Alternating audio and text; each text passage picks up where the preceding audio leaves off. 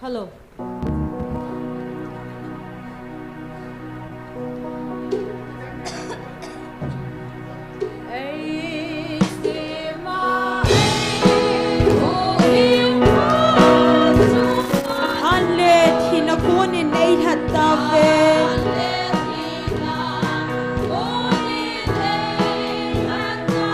Hello, pizza bolun va tuyun.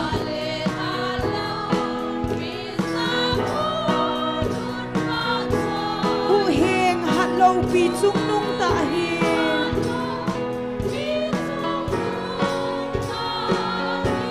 Va chơi singon.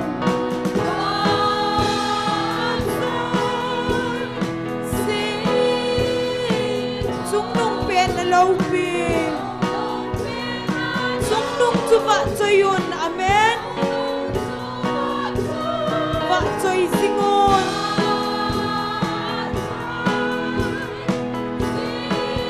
Pakai le leng chu vợ chơi singon.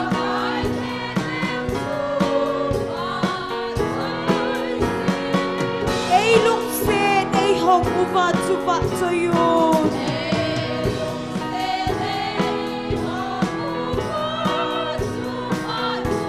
Ikisel now song pile ikul piu, amen. Ei tinguva ei kai hoyu va hi.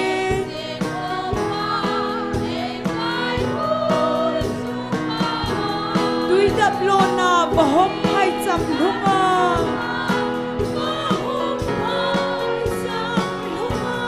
Va choi singon.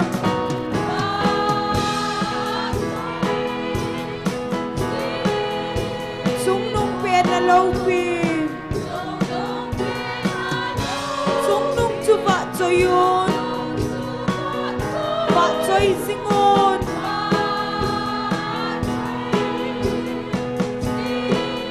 pakai le leng chu vợ chơi singon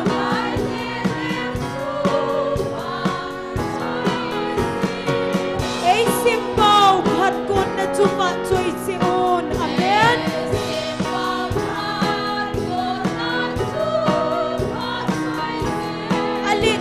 Lâu phi na vợ chơi yun. At huging sabin alung set kinemon.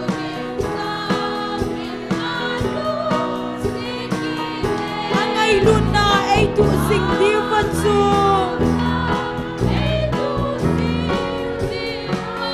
Vợ chơi singon.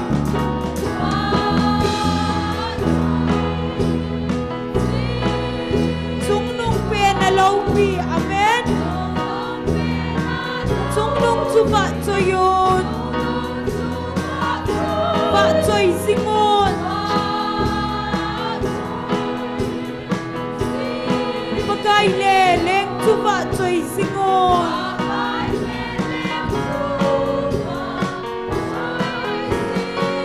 Ei sema ei hu him bao chu vợ chơi yun.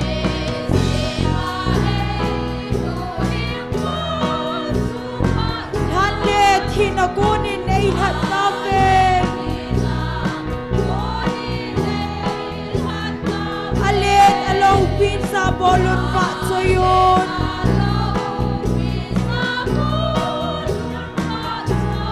Hu heng hello pi chung lung ta hin. Vợ chơi singon.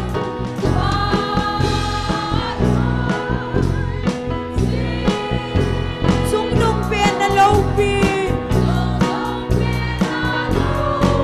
nung chu vợ chơi yun, amen.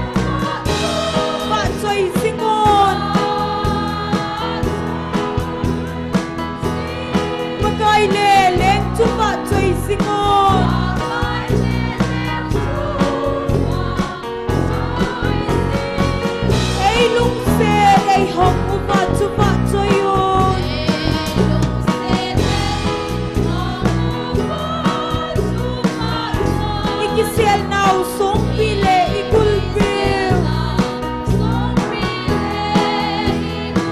ei tinguva ei gai hoyuva hin tui dap lona bahong hai sampunga ba choi singon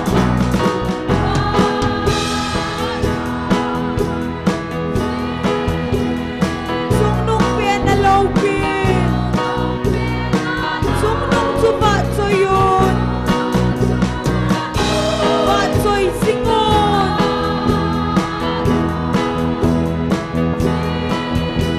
pakai le lem chu ba choi singon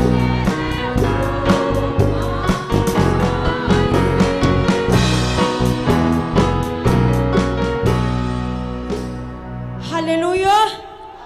Vô paten sung nung pen kahin va choi e.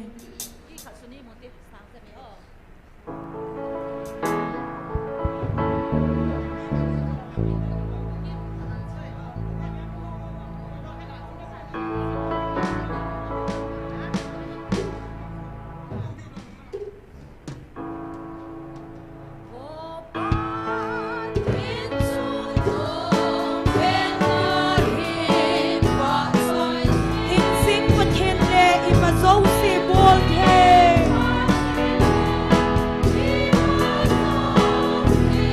Luk dong so gan thei de mi chon si de zon.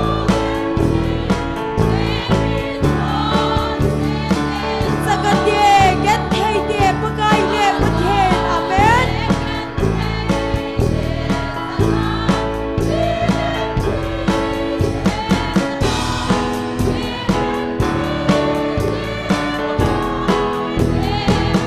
Mi de daw na sang paten na hi se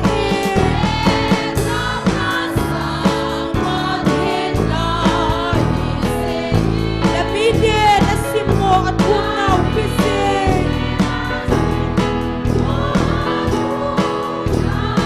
na cha de ka le ham na ngai hi sing e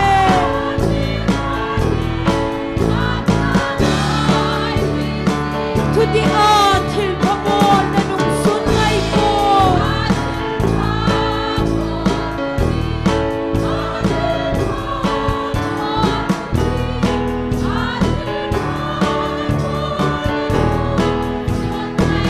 hi chi hi minin le mineu het sa e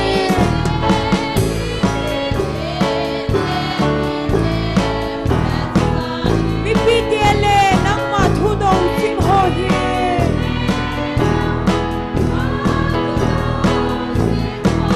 tua hu hi nga a um thei na ding mo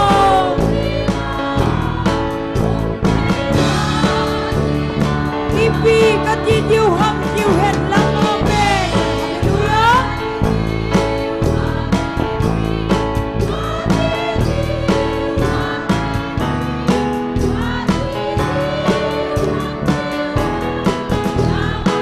Nam tin thi ma kun so a kun ki pa he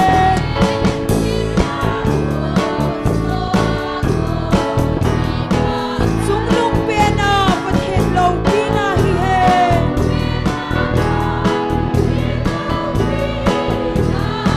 Lai chunga ki pa te chunga cham leng he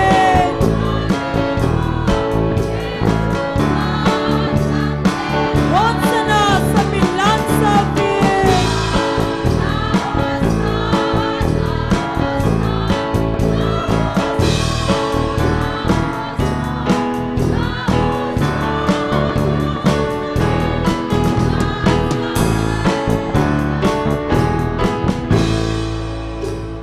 Hallelujah.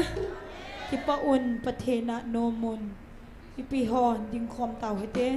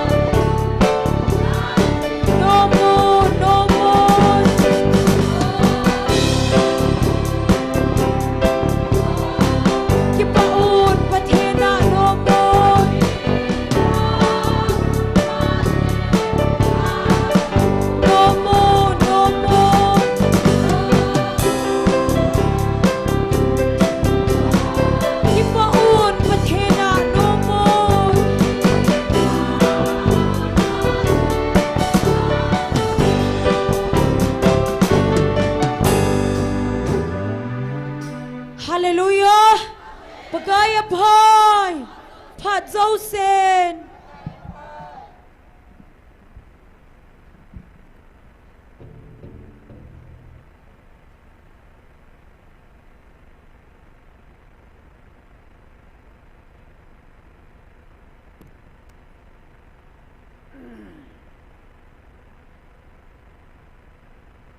Online na hong pahozo se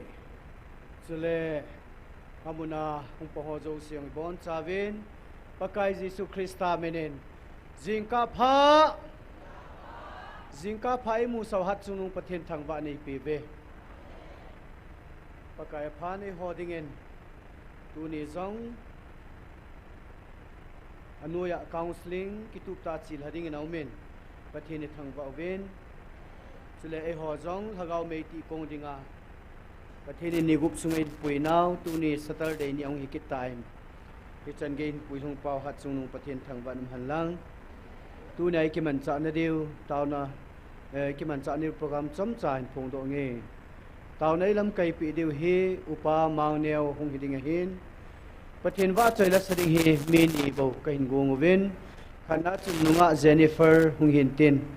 ni na hi nunga tingbem hung heding ama ni jong kan ha chai pe de he chen ten taw na in gel do adi wa chu chimbasang tun bible chang khat la ni sim ta ding Hosea bungli chang gu kami te chu het na la samji wen su mangin aum do oven nang man het na sa lwa na pha nen na thim puna ko ni nang ma kapai tai hitabanga nangin na pathen dan thu na su mil ji a hi ken jong dan thu na su mila ka don da ding a hitai theng sim do naw pathen pathei bo pi halang noi langa counseling um hi in counselor ho evangelist pule hatim ho jong taw na hana gel do tin tunia counseling hong zo sin jong pathen lo pi na mo ba ki pa ale Thilung mo na nei puma in lamaju theina dim taw na gel do ten ani na hin thagau mang ding ho kho sa na inam pum piwa masanga chu pathin la cha ho bo ni ki gel a hin na thagau mang thai kho sa dingai tu ne awang hi pathinin ama ngai lut ko no za ta sana cha te zo se thagau mang thai kho sa dinga mo pu nei pi he koi ma tha cha tumam pon pakain ka tha cha tum nam pu ve ka oza ta asan ka cha te na bon chawa ka cha ni he veti he hija chu tu nei hagau mong thai kho sai nei nei theina deven mil hi jong ki thu mo hitin hagau mong thai kho sa na ni nam pum piwa taw na ina nei de he chule TC network te in hepu ps in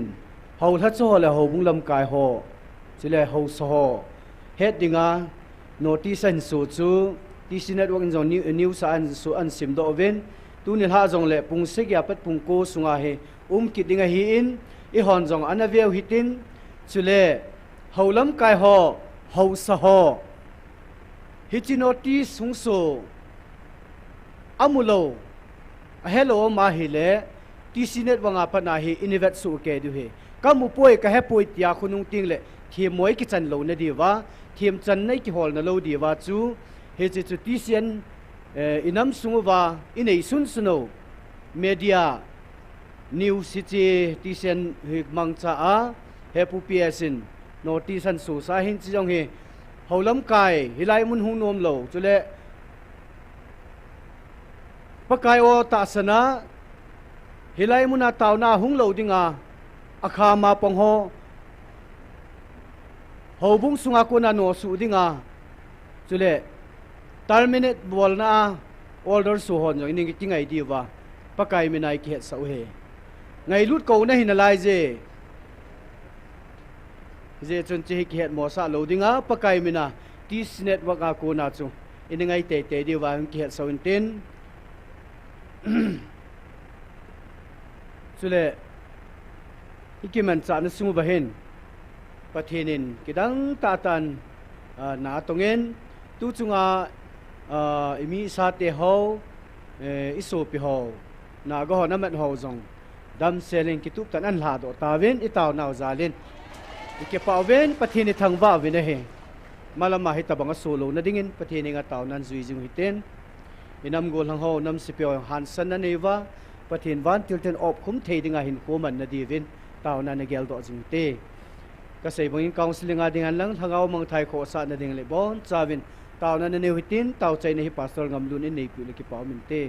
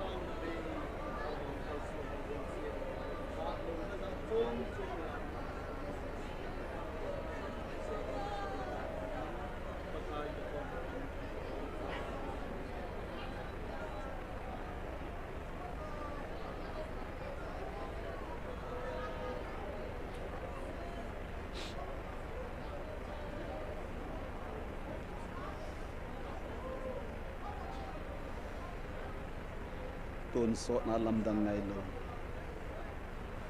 pakai na phat gì tu ni ni ko injong na chate nei mu sa kit na lai min ka ke po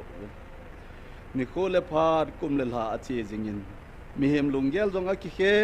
ki khel jingin nang ma ngai lut na wang alam dang di ku he pa tu ni injong chilai muna nang ma thupi dung zuya nampum pia dinga tau na mei ti khom dinga hungkal sung ho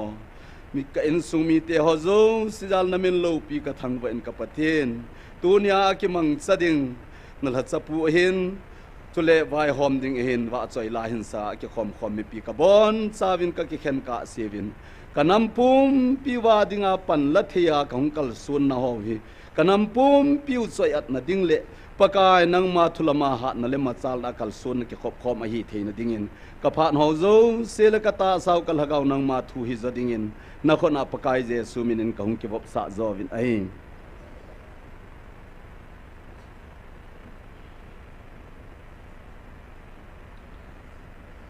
ki paumen tun aban insal diu tantin pathin wa choi la sadinga nunga Jennifer Humasantin nunga tinbem hunglo jen nunga vasin pathin wa choi la inisapi diwa gon samding ke savin Jennifer Humasantin nunga vasin aban an zomding ke hung veldin talova upa mang nevin phat an kila peding kan het san he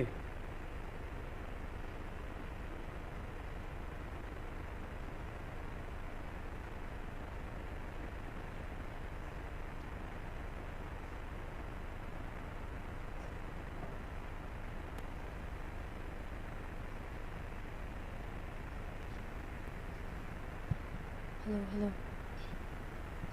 Pathen wa choila ai hlat do tai tila chu kain sa ding hi. Hãy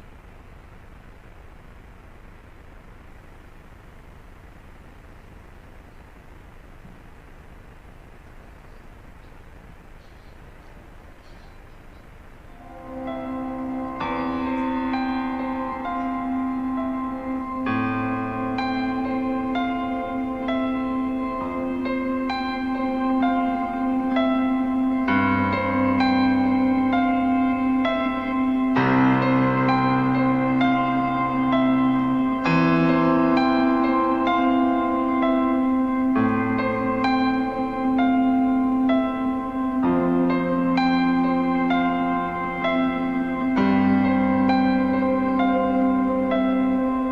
cho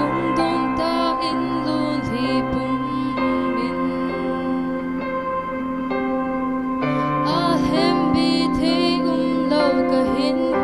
Mì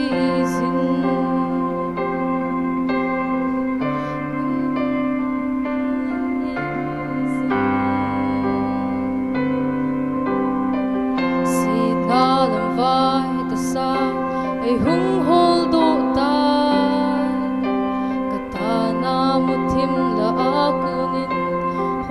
lỡ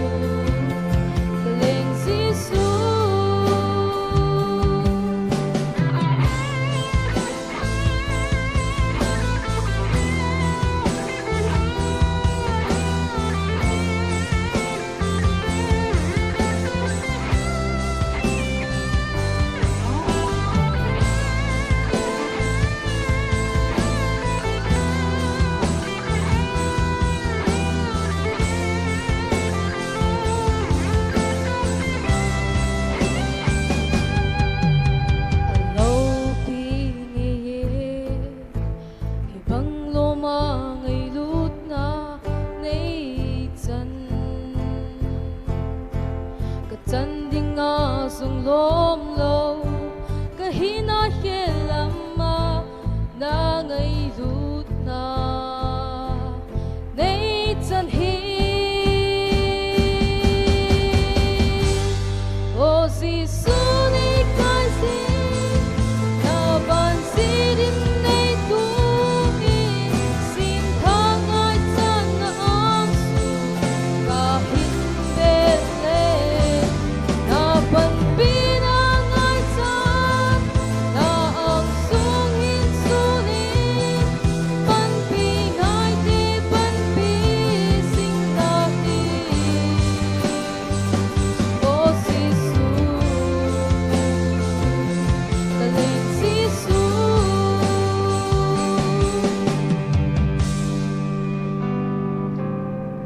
kay amang sa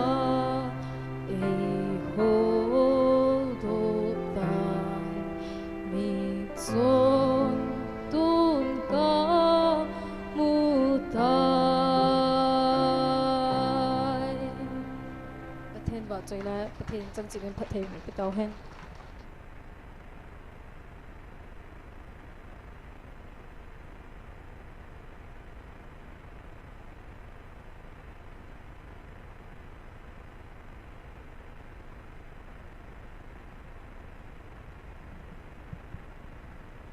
Pathen vợ chơi ne dingin o kalal Giêsu ka tàu na ngai than lang tilan sana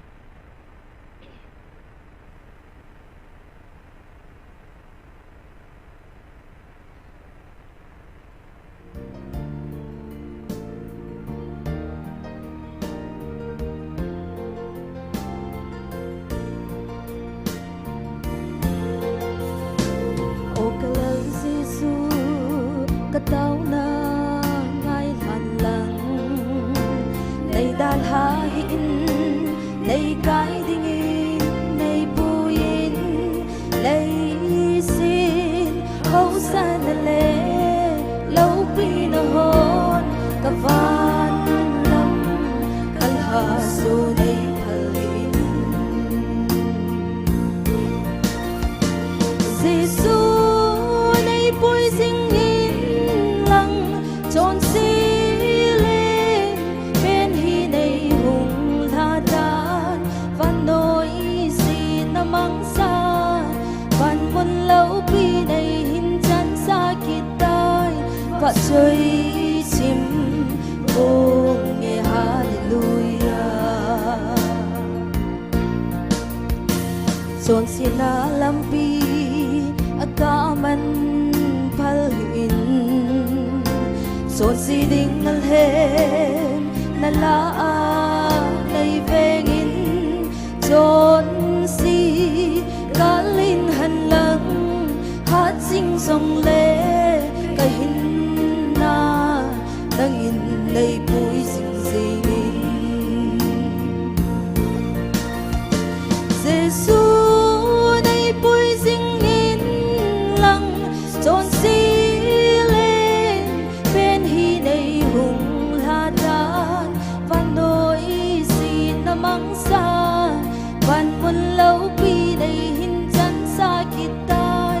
và chơi chim ôm nghe hallelujah nay hin cô bay đinh ni khô hưng nai sông lên lung kim he xóa câu tiếng này là mô nín tôn sốt ana cô ma cao na tin đam sung đi sim thêm đình in này lên Giêsu nay pui sing in lang chon si lên bên hi nay hùng la dan van noi si na mang sa van mun lâu pi nay hin chan sa kitai và chơi chim ôm nghe hallelujah và chơi chim ôm nghe hallelujah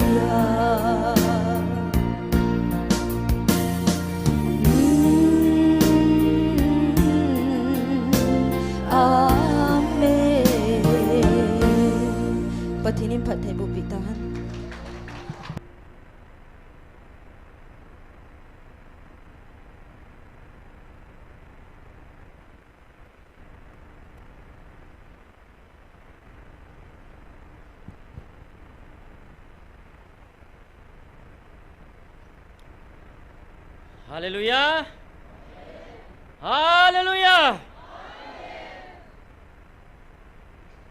Masan tu ni hat mun phat bai ta ai pi wa hat sung nung pathian thang van nom han lang tiang le Krista za la kan sung mi te ho kanam mi pi te zo si online na hung pang ho hi in kununga offline na hin viding ho hi in tiang le tu ni a phat man tam ta hin da la a chilai mun ta sa ta a pakai tu pi dung zuya nampum pi thalenga tau dinga hung kal sung koma kanu kapa kapi kapu kasupi ko naw nabon sabin pakai Jesu Krista minin ka ngai na salam kahin bole keong tu lahi ka hung zau jap thei tapo in hi jong le online na ka hung pang jingin online na ka hung pan phat le khun lunggel tam ta hi aumji chilai amunai me le anu mi imai ki gel be se pun pathini wa choi la nom jingin thui sei wa lai sau la nom jingin online na hung ke pana hele lunggel hi akium na chu agam la ji ham lunggel hung sau zap jin thil ho hi ka hin vet le lai na nat vau jang nat jong om ji ka la le adi in tu lai din mun ho het su keu hi in inam din mun hi pakain thil lung ding thil su sa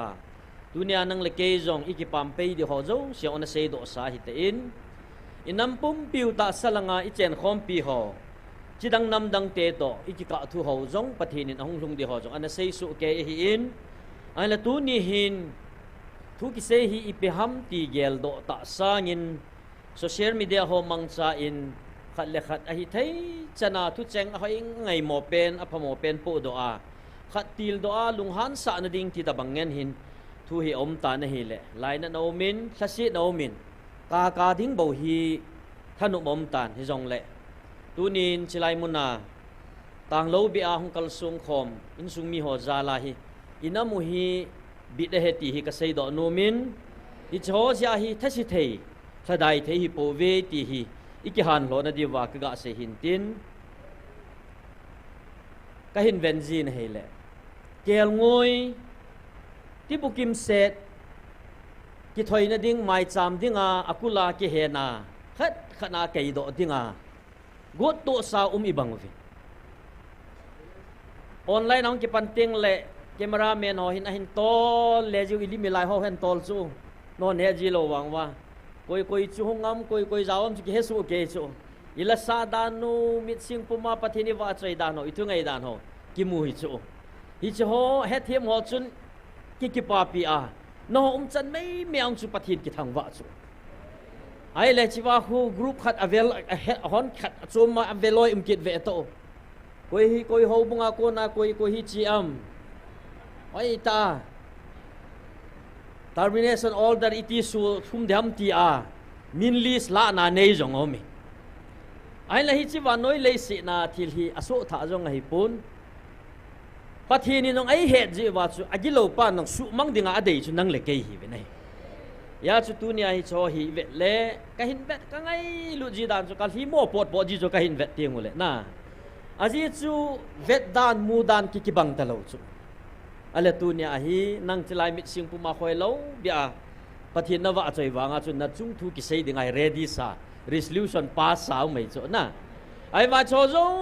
si chu pathinin ai kam changai ho pi naw ama thu bi bo ni dinga vanoya dan sim thu ho cross a zo ai tan hi cho to ki hen o lo dinga pathinin kau chom hen chom ti ai kau do ai tai pathin thang vai no man lang tu lai hi nam sungwa i boi naw ting le gam sung nam sung boi na ho hi azi apol ki sun siang pon tin a hen la tu lai ta chan wa ko na ke mi mol lung ge la ka gel ting le hin inam sungu lam zo dan ho iki lam ke dan ho iki thu ngei lo dan ho za ka hi i ve na hele lam kai ho jing lo oi mo thei pun mi pi mo po na hi 80% ta ba hi mi pi la sam ji ka ti no mi lam kai hung ki tung khat chu pum de mai dem wang bin tu ni nam ho din mon hin leo hen ni khat jong po zo lo mai theu ya chu hi chin nam hi anei hi in hi chi anam nei pa in pha asa asa chu akitu nei teng le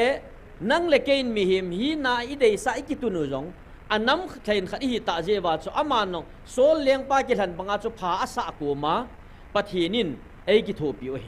tu ne he lam ka ho dem sanga mi pin taw na hi lam kai dinga hi taw na hi vel za na man kha tam ki dong lew hen iman lo di nen ne na tui don nang ma phat theina na ki don sanga form zo ding ka ta sa ni ya chu tu lai ta nam sung din muni ve le ta sa laga vai boi na ho hi ka ven a khat na azia pol hi tam ta zong le a peng tha lo krista hinadi ta nei lo ho ho bung le nam pi lam kai apan kha hi nam pi ha sam na ta khanin akelangin abana ho bung I bui na ho jong hi koi tabang ham khat chu lam kai ki tu sa an le hung ki sim tha khan te tia ho bung ki vai hop na chu ama ta sa hin ko chi tu na dinga ho bung lam kai hung ki lan kha ji vai bui abana kham the nga kha le hitia mo cho na hin ko man sangin ho bung lam kai khana ki pan sa hen lang ai lom khana he le hoi lam khana bible jilin ki son le ama hin ko chi tu dem ti a iki sol do pan mun nei inam sung ven atamin hi cho hi izem tia amo ho tabang chul hagau pan na lawa vai hop kha hagau pan lawa pathin thu asim ting le hi ja cho amo ho chi naung ki sun ti ngai le inam sung le ho bung sunga hi thulang thu tam ta buina ha sat hoi hung thung ji tin ki seyong le ki sey hil pon te ai la koi tabang kha cho hung pen tha le hagawa ki su da nom nai lawa hagawa probation chi lawa hung ki pan do lewa a bible hin ki ma na pathin tu sa missionary kon le lam ka ala sum le pai le numeya ki pal ki dim se hi cho ji hin min chidang nam dang ten christian te adi a ku ki christian te chu hi ta bang bap sim homo te ai se no ho hu thagawa din dat na nei nai lo ki phut cha nai lo pi thing nai lo wa pathin na ama ta salung put thanu busana kon do ho ji hin inamu adi a ku ki te a ko na he mi te hon pathian mel hi imu chit lo naw tam ta ke lange ka ti no me ai le christmas lai le pathian tu sei min thang ta ho hi in ho bung sunga ho lam kai ho hi bin bon cha vin kei zau pumin christmas ting le sermon chan vai le pakai jesu krista lo pi ta ngai lu na chung nung pen van lal to na hin dala le sit mi hi ma hung pe na gan en kong mun nim pen a hin ke than thu ngai ta ni sei vin ai la sei ho jing jong su gan en ko nga ping ngap sa lo khat cha ping ngap khat chang kyum lo ai tu ni hin kho wa hin jesu krista gan en ko nga apena pulpit salmon ngai ta tai bol ta bang chun ilung gere lung put ho tha cha ho jong gan en ko nga ping ngap cha khet chun da lung gian na lung put chu kui le chun tu nia pa kai ong hi za thei diu ka ta se ya hi pa kai jesu krista pen chu thu si mai si se wa nang hun le zon ling ki dei thu si mai se do wa benglam tu sim sei ta bangai sei do ta je wa he hau hla chana tong hole mi pi hon jong ichan game khana bong in sunga pin ding dan hagau experience nei ta loi ijai tu chunga hi boi kha he ka ti nomin hi chun tu nin inam pum pi win hi chi pathin ita san thu do lo hi tu ni hin nung vet kit le han ka no me tu ni ni ta san thu do lo hi nung vet ki nui tin I het lo kaw hin I ho traditional khanai pathin in ho wa kal hi in son le mit so ki lam kai ta banga hi in chi phat wa hi ilam wai gam diu phat wa hi pathin in yung ko hi chu ki kham do thei nai lo chu tu chana yong hi ye chun pathin ta san thu dol hi cham chat inung vet deu ting le taw na iman diu christian hi now centenary yong imanguvin tu se honong asei jing ketan by centenary iman ni diu jong nai cha hi tu kum zani ilop na diu jong nai cha hi ta chu hi chi igal da nung hi ta in ai la tu lai pathin ta san ho hi tu le to nang le ken pathin ta san kei ka hin nang na hin ki vel vet nu te ka ti kanam mi pi te ho zo si ki vel vet nu te gului lai ya pathin ana ta san ho le thing le tu lai ya pathin ta san dan ho hi ki lep to han lang hi le malai gulu lai in pathin ana ta san ho chu het na chi na la samai theu hi tu lai chi na thip na tam ta sang ta jil do ta ve ai wa gului lai ho chun het na chi na la samai theu hi ai wa nga pathin tu cheng khat thagau mi khat lenin a sei chu ata san jing wa hi chi wa chu an ki bul phu ji amo na ta san na chu het na la sam jong le gil ta ki chi ta na nei ji wa chu tu ni chana hi bible pathin mi ma sa ho sei ji som la ni ho hin hi ching le pa kai jesu krista khang jo sei ji som la ni ho ki khel zungayong missionary min thang ta ho ding le Paul Stephen ki te ho Christian missionary pa kai leng ga ma dinga a hin ko ata sa nei ngo na phal ka hin ko na mang ho tu ni na mo ho thi si ma hi ki til kho na lai hi ve tu lai khang tha pathin na to na missionary ham tu le tu khang tha Christian leader ho ho hi lam kai ho amo hin khwa ko na kizil na ding ki sei do be sel dunia pathini wa choi na ho jong milui hon pathin ana mu danu ta sana na ki bul phi naw pathin hagawin ana pi naw zala lachang thu chang pot ho zala tu ni chana hi ki til kho wa I pathin wa choi la sa ho jong tu khanga la ki sim hoi lo pi malai gului ho ta sana ko na pathin wa choi laung ki sim ho chu tu ni chana hi hinga hi ja chu tu ni nang ne ke no pathin wa choi na nei thiu chu pathin thang wa num han lang ya chu pathin nung pha sa hi di chu adai than jong tu lai khanga la tha ki sim ho kha cha dei han lo pi gului la ya ata san ho tham chakhat het na ne ya ta san lin ta ki bul phu ho la sim chu pathin ai dei than pi chu pathin thang wa num han lang ya chu Christian ta sani ti ting le ngai lu na to chi khom hi ti ki sumil ji ta win Christian ta san ki ti chu ngai lu na to ki thana chi khom ki khen thailo sum coins pum khat tabang hi head and tail ki khen thailo hi mani tu lang hi ni nam sung wa pathin ka ta sane ti wang win ngai lu na la same ngai lu na la dai pha na chu na ta san nong chu pi thing thailo hi ken sung mi te ho ya chu Galatia hobung mi te ko ma Paulin an sei chula Galatia bunga changu mai ta sei chume izina mi ti le Jesu Krista to hin khom na hi cheptan le tan to ima cha hi poi ngai lun na atong hat jing ta san chu tu pi he ti chu patien tang wa no man lang dunya na ta san na chu ngai lun na hu pa na hu kon do ding pa chu tu pi he ta san na ne ya ngai lun na ne lo wa le na ta san na chu a hle me ya chu Paulin hang san ta sei chu ngai lun na to na tong hat jing ati chu ngai lun na ko na hung kun do ta san chu athu pi mong e tia Paulin nong hang san ta na sei ya chu Christian ta san ne hi ki loi khom ki loi khom na dan le mol chep tan le tan lo thuin akan pon hi cho zo si khelam pia a hin til do khat hi chin ngai lut nan a hin til do a ko na ta san na pa chu pathin evet nom ya chu tu nia hai ngai na le ta san ne ki khan thei pon ya chu gol lui hon hi chi ngai lut na an nei wa an ho chu na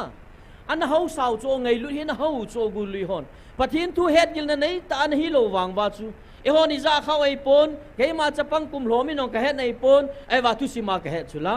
Bible ho jong nei zo lo piu chula sa khat le mak chu khu khat ne na sim khu khat en luk asim ke ki khel tu labu jong a bo tal wa ki hen wa ki hom khanu wa sau chula na om dan gului hai chu ngai lu nan neu chu koi ham khat chun en me tuye ho na la in sa in lang ne lo ding chu phamo sa chu te kha sa te ding chu la tu lai me ke tha toi me ai ya hi be ve nai sai lo mala la jin le leng jong hung le ni ki tu cha chana en ki hon tan tin jin le leng di in sa in lang ding ki kem thei ta lo chu na ai wa gului ai chu ngai lu na o me hi chi ngai lu na gil dan ta san hin su pi hing ding ngai lu na gil dan chu Korin mi te he nga Paul hi tia sei chu Korin khat bung som le thum chang khana phat chang thum chu sim leo chun nim pau zo si ye han lang van til pau jong ki tho the han lang jong le ngai lu na pan la wa le mo se he ti zuna abana gao tu sei the na ki ne han lang het na chi na sang ta ki ne han lang ting la ta san na chu mul jing jong tol mang na the ning ta san ki ne han lang jong le ngai lun na inei lo vai le hi cho zo si chu pan na bei he ti bo chu a chu ti ai le na ta sat wa nga chu ngai lun na ma sat la wa de a pha chom poi ti he ding la vai sa gen the ki thu pi the ne na nei na nga zo si phalin lang ding la koi ta bang ham khat chu ngai lun na in na gam na nam ngai lun na in na hin kho na ta sa in kho phal ngam jong la chun ngai lun na nei ne wa he le mo sia na in khu chi de ti chu na a chu ti ai le ngai lut na hi apan lawa hele ปัทเนนัตตาสันจูไงลุนนาอาโกนาหุงโกนดอลวาเลนังอินปัทเนกัตตาสันติยองเลจุนนังอาโกนาไงลุนอากาดอลวาเลพัจมโลดีไนส์ดูจุงอาอินนามูปัทเนอิหุงวิลนาวะฮีกิจิสันเนส์หุยจุนไงลุนนาปัทเนไงลุนนาอันไหนโลฮัมติกิจิสันเนส์ยาจุงไงลุนนาอาโกนาตาสันเนหอจุนหางสันตาฮิจิไลทุพนจงกัจจีนี่ฮีกัปติบนี่ฮีที่หางสันตาหุงอปฏิพันธ์ว่าเหตุที่สุดฮิจิไงลุนนั่นไหนโลถ้าสัมหอจุนอัตาสันยองจุอัตาสัมภานาจูกิสวงละลว่าฮิขันเตอกิจิอาเลฮิลากาวทูกิเซหินที่ทะเลงขัดอุมาหินหูคุณอิมานินเตตากิเจ้าจูฮิจูพิมตีเลไงลุนนั่นไหนโลดูเนี่ยจิไลโอดันเนนตีอตังเนนตีหอฮีย้อนไงลุนนักกันเนวะโอ้ทุปีดงสุยาอินามูกิพูดอนาดิ่งเลยกิตุนดอนาดิ่งบักไก่นังเอจุทิลลังเงปอยนังเลกจีนังเงปอยอามันไงลุนนาโกนาหุงปูดอตาวนามิดตุยจงเงสนะฮิจิโตคอมดิ่งไอจิวจูกำเลนำไงลุนนานังอินาบอกเทสุนเกณฑ์กบอกเทสุนจูฮิจิไงลุนนาหุงกวนดอฮิจิฮีจูอิโตคอมวะดูนี่นิจิลาอิตาวปัตนาวาโกนาอิเลตุฮิกิขอลเลซินเท็กซ์นี่เลทุ่มเบตันเดกติสุนะฮิตาบังไงน้ำวาดิงามิลฮิตาวนะอิเซนกัลหุโนสุนะไอเลตูนินกันซุงมีเตหอฮิตาบังไงฮีไงลุนนะให้อมละวาให้เลอปิลหินละวาให้เลตาสนัดสุอธิสายนะไอเดนฮอนไอเลไงลุนนะฮินทิลดีโลอกิปาปีโปนอธิสุโปลินทุดีโบกิปาปีจีเอตยากอรินาเซจูยาจูไงลุนาโกนาฮิทุกาโนมินตินฮิลนาพอนาไม่จูมีจูนังไงลุนาเลนาพอจูนังไงลุเลนาพอโลปีปะทีนินจงนังเลกไอไงลุจีว่าไอพอไอฮิลจิวจูไอเจ็บจิวจูตูจูงางฮีไอไงลุจีว่าหุงวิลว่าไอฮิลว่าไอพอจูไอละมีมินกิฮิลนากิพอนาฮิกิซาโนมโลจูตัวฮีปะทีนาโกนาฮิลนาพอนาไอจันหุยาฮิจิปะทีนลัดซากะฮีติวังวาปะทีนฮิลนาพอนะจูอิซานมโลจูไอหุงโลบูจูไอจิลิฮินโลสิเซดูไอติวจูหุงนมโลจูนะไอละปะทีนินไอเดนฮอนสุงาจงจูมีปากอมาจูมีมปากอมาจูฮอนไลลงอาเทกาวังฮอนนะเนโลดีนะเนนี่นะทีเดติจูเนโลดิงอากิขามกะนะจู punishment ฮิโลปีเนโลดิงอากิขามกะนะจูกอดนะฮิโลปีไงลุนะปะทีนฮงสุงาอมจิงเทนะดิงาปะทีนินทุปีอันเนียปะทีนฮงสุงามจิงเทนดิงาจูฮิจิทุกานะจูไม่จิตาบังอาจูปะทีนินอามาไงลุนาจูอัจฉาเตอกุยโฮยาอมสะดิงติงเล่ทุกานะเสียมจิจูฮิจิทุกานะจูไงลุนันเนโลปะทีนจูอิตาบังฮิมุจินโลโฮจินฮิจิทุกานะโฮจูยันเทปิวจูฮาซาสาวจูอปอมเทโลจูอาเยจูอามาจำจ้าหิงโนไม่จูอามาจำมาหิงโนโฮจุนมีทุกานะอังไงโนมโลปีปะเทียนทุกอันจงอังไงนมโลปีตัวไอ้น้ำดินมุนฮิจิจูยาจงไงลุดกิติฮีน้ำมูเจนเตียงเละปะเทียนจูอิตาบังฮัมโนน้ำมูเจนดีดีนะอายุจูปะเทียนินเกยไงลุดปะเทียนก็เฮติจูนะทุกคนนิน2023อาถาจูกะเมลจีอิตาปุนทุกคนนินเดียเสจูละไอ้ดามาโกนานะจอนเซตนาวจูเกยมิดเวนาทีในตาเวติจูเกยมิดวันนี้นาทีนไอหินเกียอธิเทโลขัดติสุเกียอธิเทโลฮิจิไงลุนะจูติโซเกียอธิเทโลฮิจิไงลุนะวางอาจูนัจอนเสนาวจูครอสเลกยากระโปดอาตุนยาตนสวดกอลูเดียกะฮูดอเนเวติสุปะเทียนทางไว้นอมันฮิจิไงลุนะจูน้ำมูจินเตียงและปะเทียนเฮดจินดิงปะเทียนนั้นนะเฮดจินเตียงและไงลุนะจูนงาอมดิงตีไนฮิจิไงลุนะจูมเตียงและนาตาสันนะจูปีหิงตินไงลุดำละว่าและนาตาสันนะจูได้ดิตีไนอามานี่กิเห็นเทโลอาโจมมาคุยเทโลไอ้ยาจูปะทีนินตุเนียอามาไงลุนะปะทีนะฮีนาจูหุงวิเลฮิบเวดูนะฮีกินเยลเบาตั้มนะดิงเลไอ้ล้อมขันเลไอ้โฮจีนะโฮเต็บเตะไบเบิลจิลโตโฮโตไบเบิลสูตัวนะดิงโอ้หุงวิลโลปิวไอ้ล้อมขันเลนั่งยูทูบชาแนลขัดโปรโมทบอลนะดิงปะทีนะโอ้หุงวิลโลปิวAlam khale tau muna WhatsApp ham social media mangsa nanup na sei the na dinga patin o ayong vilo piu ngai lut patin hi ja chu tu nya hi o chidang nam dang te chot pha yung ta dingu ai la pa kain kanam nei ve tia mihim ka sim tila pana hi chin na ho ka building ken gun to sa kan nei hi chi thugu chu kan sel gua tua hi ke man ko ocheng ta khong vil nei ve tia le ita san thelo chu ibiji na mi tile nang sunga ngai lu nam lo ja chu ngai lu na hu vi pa ten ki su to thelo chu pathin chu ngai lut pathin hi ya pathin chu ngai lut pathin hi chi ngai lu na chu na sunga mai le tu nia ngai lut na wa ngai hung vil pa hi na za thei di na nei ta lo ja chu na za thei lo chu kin yel na be he chi e bizia chi lai mun ki hang hi chi lai mun hi ngai lu na ki to na hi chu business ball na ki to hi lo pi mu da le eng sin mana na ki to na hi lo pi a koi ma na thei nom lo mina za cha da zum pi hi chil hagau mang thai ding tam ta ho la a chu mit cho elbai khumulo na kong chat mo ho i ma cha min na gel lo ho si hi chi ngai lu na khon te nei pathin hi chi lai mun hi ahung vile chu ya chu tu nia chi lai ji me dai mun hi ngai lu na ki to na hi ja chu ama no nga sei chu la ka hin ven na gam sungwa wa neu chakhat ka muai ti chu hi chi wa neu chakhat chu pham ti le ngai lu na ki to na chu ka hin muai ti chu ya chu chi lai mu na hung ki phum ka he ti chu tunin ho la cha tam ten a ki phun dinga le patien ta dinga le ho bung lien ta mi la atiu chu la hi chu nang ma ta sa chi na na se hiya pathianin avet chu mun nim pe na than ji bo chu pathian thang vai no man nang ya chu nam pinita sandanu jong hi ikivel vet diu ka de je tu la hi pathian ta sani ti ting le chi na he na pa to in mix gamu ta chu ta san le chi na chu chu ma he nangin na chi na het pa chu na ta o na lung thim la ke tu bible na siman na lunggel to ke tu na chu na chi pi a na lunggel to ke to lo chu na zui di lo pho na pho do lo pi chu na chi ta bang chu chu hi chun ta san ki ti hi christian in khwa ding a thil man lu ta khat apoi mo pen khat chu hi chu aji chu ta san ne ti lo wai koi man pathian ki pa sa thei lo ti chu bible a ki se hi chu hebrew bung som na khat chang som na gu mai ta se chu hi chun ta san be ya pathian lung to hoi a hi poi izi na mi ti le pathian a ji le ama hol te cheng si to phat man api dol hi abana chu pi se ya ama kom nai lut ten ata san te diu dol he ti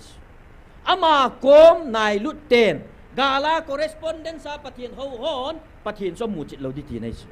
ya so ama kom nai lut te ati chu pi se nam ti le ama a ki pil ha a ama thu pi ni na ama lengam sunga ama ki vai hop na ta sam him ki vai hop na zo si pe manga pathian ki vai hop na sunga ki bul phu ama nai te ho bo chun ata san de ti pathian thang wa no man lang dunia nang leken pathian kata san e ti hi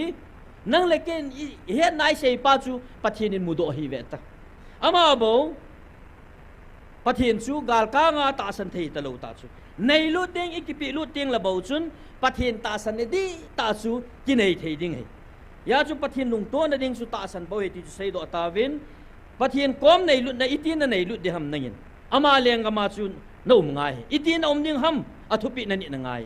dunia ke ma hi pathian leng ama ka he alom khali hi ve ti ki phot chin na diu chu athupi init ba chu ki phot chin de nangin ka ume ti yang chu athupi na ni lawal phachum lo ti nei na lo ti nei ya chu Matthew bung sa ya sei chu la pakai ai ti chan chu wana lengam lu ding ai poi ti chu wana ka palung lam bol pa bo ti bave na ta san ja chu na lu de pon alung lam na bol ja chu na lu ding ai na ta sana le alung lam bol na tha nom ding ai alung lam bol na bol thei lawa ka ta san na tia le na ta san chu hem ti nei ya chu bible in pakai Yesu Krista na ma ta na sei hi sei ju ho kam chang jong ai poi pakai ai ti chan chu wana lengam lu lo ding he wana ka pa de lam bol la bo lu ding he ati he bo ve e jun pathian in awa hung vil naw jong hi aji pen ta chi chu hi bo chu na nam sungo ko khum theina ding in su thengo ven ti chu no ho jong ki su thengo ven ati chu na lung thimu abu tai kilo sit ki pom sit ki thang tip ki eng sit na dim gam ta ve na namu ki su theng ta vin kai man ko phum diu na he ti chu ya chu kai ma khat ka hi bangin nang ho jong khat hi vin ati chu thagau mang thai ding ho hu do loi win thagau mang thai ding damun zon ding mia tam wa le ati chu ka thu pi ni nu win na nam khan khu diu kai man ka he nai ati chu ai le hita banga ngai lut na ke hat chung nung alpha le omega ti pa chilaya ki phung pa he dunia he imazo sin na nam khan khu diu kai man ka he nai ti pa he ita san thei lo ji wa tu chana he i ding bang wa pathian ama kam chang su so ato ding ho hi ki khai da na umai ye chun tunin nam sunga hi gel khowa hol hasana tong hon jo hinge tu lai thil ho hi vena hele ta sala ma se ai le kinil thena tam tam me hen la tunin pak pakain ei ho pi naw o cheng hoi gel kho mu hitin pathina kun hi di hei hi lo ding ham a hi bo i ti wa yong le phochi nu tin chilai mu na hin aung ki phun kit ni ting le nangin hi tia thu na se hi ipi ti ham tin ama ta hi dong din thamu tin a hi lo mong mong a hi le chiwa chung ki che ta ve ta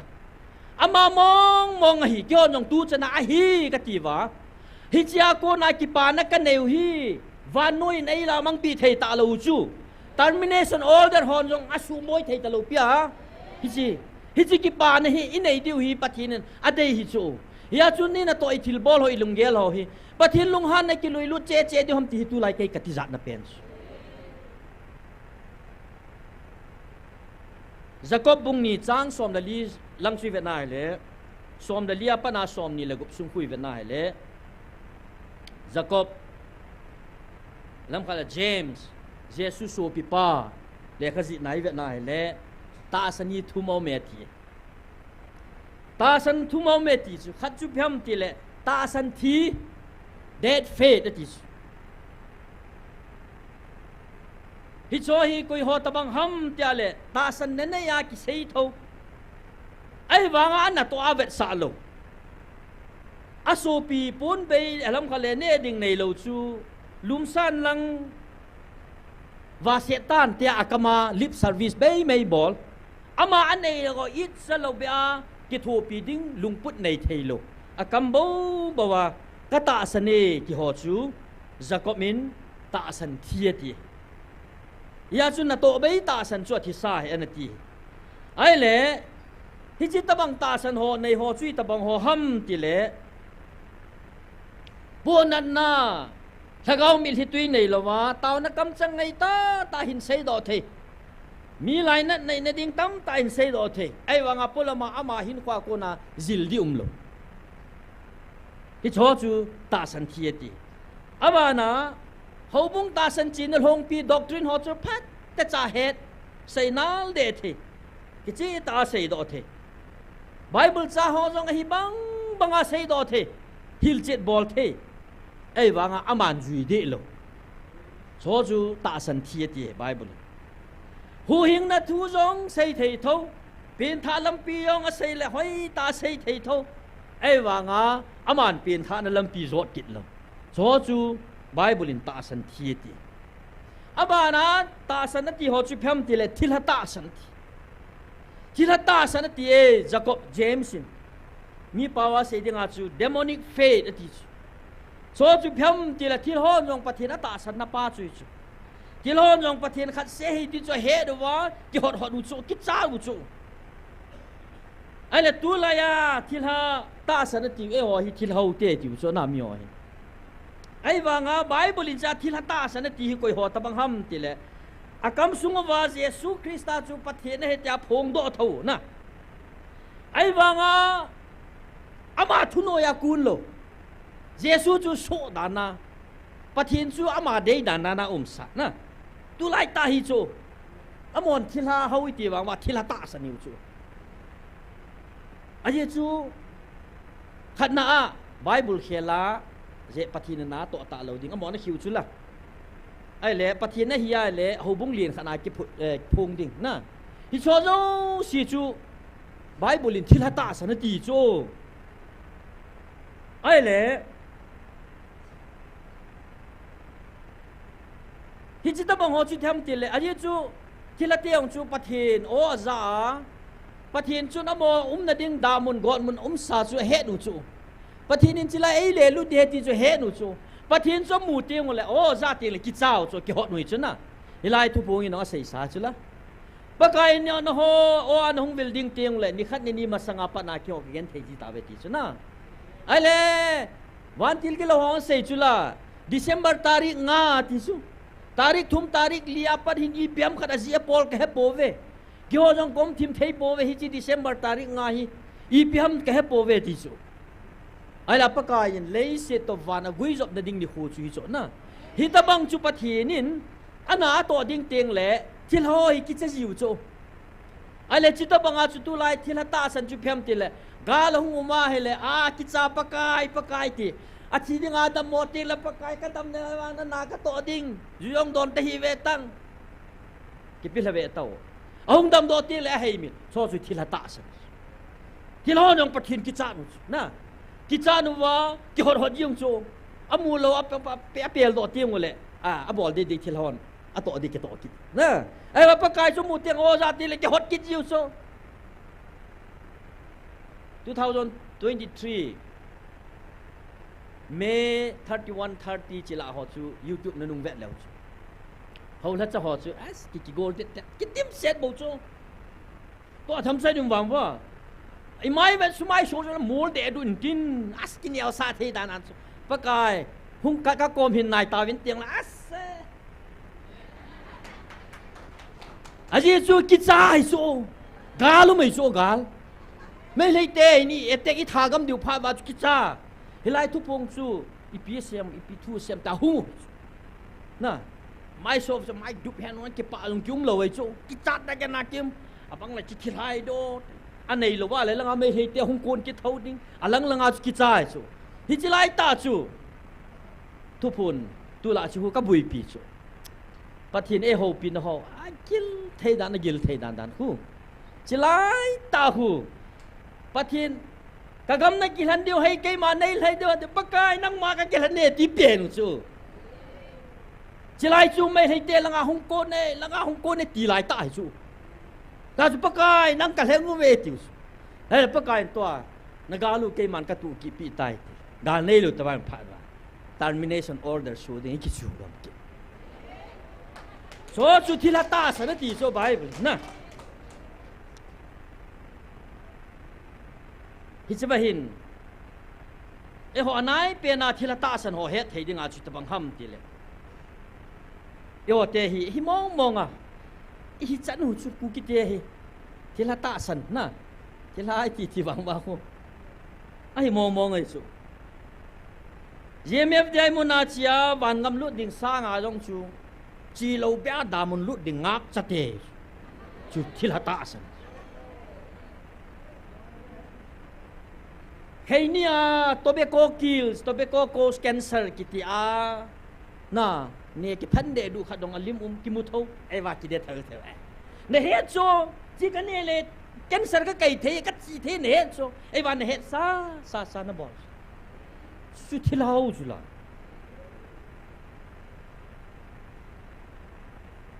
a ki ji su ki mu tho cho i ti za tho cho ai mu phat le na ne ma so da ti ki lip tho chu na ai vang a mi na du chat na chun ai fat na hon do la sunga pan na mu le mi se su ko man la ne sai kil ho abana athum na ta san chi tabang ham ti le ta san na to a vet sa ti he mi pa wa chu dynamic faith jiven chi na jong a zawin kila ta san na ki chat na jong a zawin ting le ki pe ha na apange hi chi ta san chu hi chi dynamic faith chu he pathin a vet nom chu hi chi dynamic faith chu ki pe ha na ta san pa chu ngai lu na to chi he tu chu chi sei do nom kan sung mi te ta san thi dead faith thila ta san hi chi te nia chu van gam na lu de poi hi chi dynamic faith ta san na to a vet sa the hi chi ta san za la chu ilu diu hi chi jacob sunga ki sei chu Abraham le noti rehab ki sei chana Abraham jong chu piti ki sei ya acha pa mai sam chung a to do jing chu pathena ta san na chu acha pa a abet sa to do akat do jing chu hi chia chu Abraham ta san chu thim chan na ki simpi ta chana ai le chi to banga chu noti nu rehab noti nu jong chu Jericho muna nu jong chu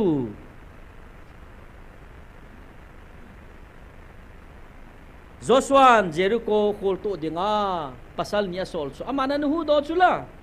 ai wang ama chu juda mi hi lo pia notinu chu gentile mi hi cho gentile mi hi wanga chu gentile mi te ko ma pathen thu ki sei lo pi chu ai wanga ama nu chun Israel pathin hi pathin di ta he tian ta san chu pathin thang wa no man chon si jong le Israel te pathin chu pathin di ta he ya chu Israel cha te Joshua in ama Jericho vel hedi nga hin solte ni chu o pathin mi te he ti a het ja chu aman ana sel gu a lamchom lamana sol do chu na ya chu raham noti nu chu ama ta sana to phat wanga chu thim chan na chan hi chu pathin thang vai no man na dunya na ta san ka ta san nam pumpin pathini ta san wa centenary iman wang wa hi I ta san nau chun thim moi chan sa thein lai chu to hi pakai na o ngai lut na ta hung vil ta wa centenary ki mang ta pathin oi tabang ham lo ke nai lo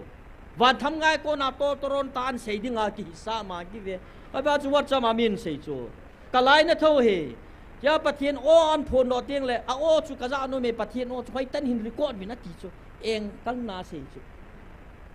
pathin o kam changa mi him o changa hung pot pathin o chu record ke bola YouTube channel la thang de he ta chu ai wa man pathin o mong mong chu ka za no me ti pathin ki mu pi hen ka ti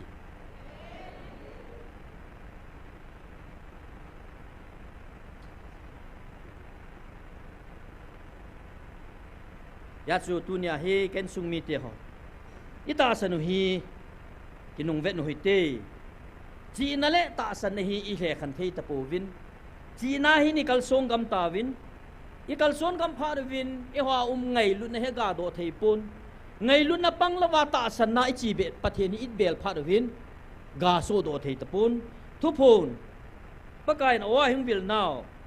13 October 2023 a hi chi na ki so ho po sao chu chai chi hau tha chana tong ho po nai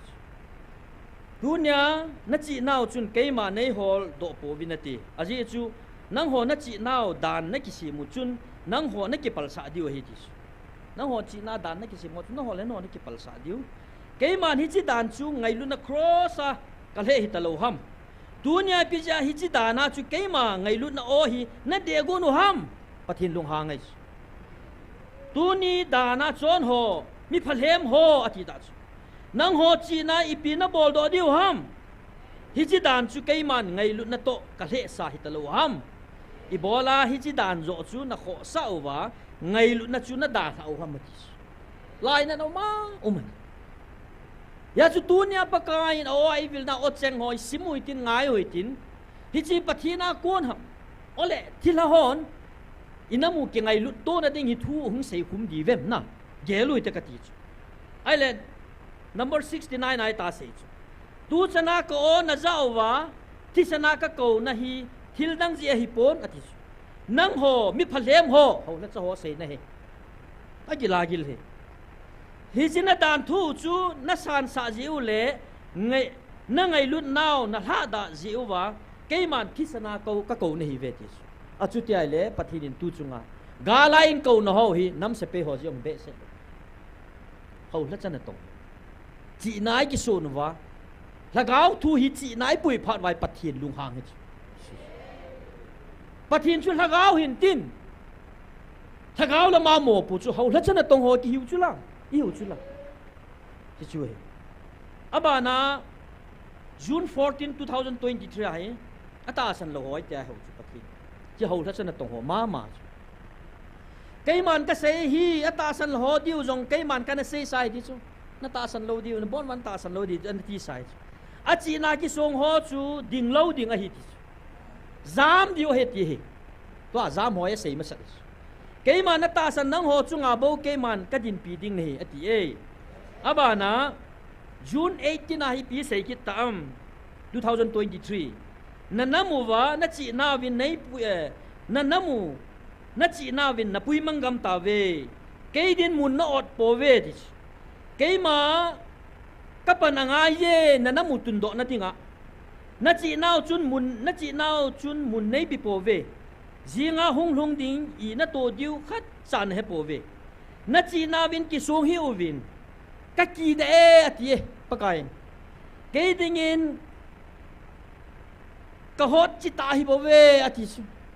china gam tin sei wa china pakai deu hi pakai na hot pen le athet pen chu he chi e chun tu ni hin iki ngai to diu ha pakai mena tim na ikineu hin ai nai ken sung mi te ho pakai ta san wanga chu hu hing na salvation i chan diu a hi e na ta san wanga chu hinge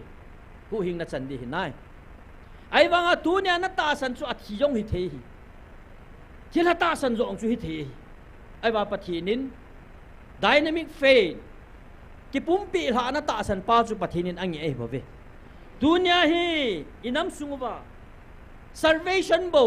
thakau su chat na mai ding chu pathinin hi chi ding mai mia chu e ko hi lo pia chidang nam dang te chu a su chat mai mew la pha samai thei ve ta pathinin ama kam chang hoi se ya hi le pathinin ki pa na lal hu yong sang ding ai ko chu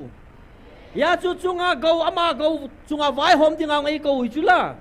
dunya hi ta salam hi le thakau lama hi chi salvation hi chi pa hi simple pass mai da pathinai ko lo piu distinction chidang nam dang te sanga van go i khol pi ho pathin to ama to vai hom khom dinga pathini ko hin din tu na hi mo nam hi lo pi wa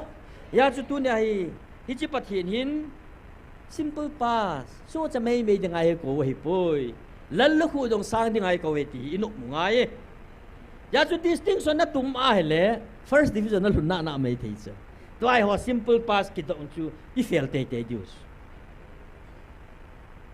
ijun ta san hi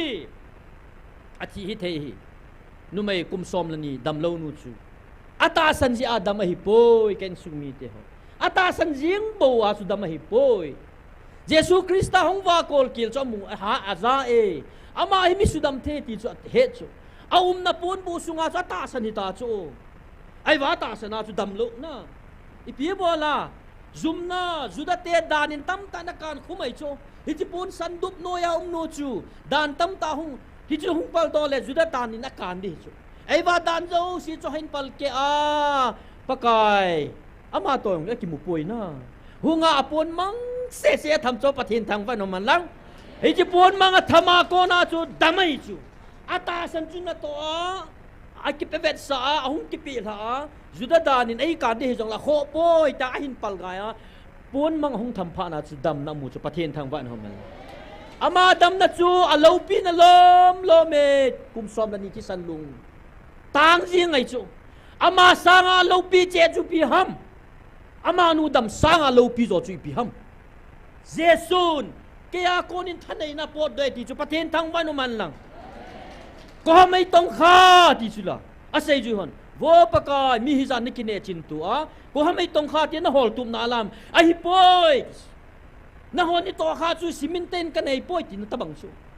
kaya kunin thanai na khat apone ati chu pathin thang vai no man lang tunya na ta san na chu pathina ko na pathin het khama na ta san nam ti poi moi tunya kanam pumpin tunin kain sung mi te ho gelo hite ngai to hite pathin in ta san kum cha khatong in lo mu ta chu tunya i ta san in pathin lungchang su kha nam ngai to te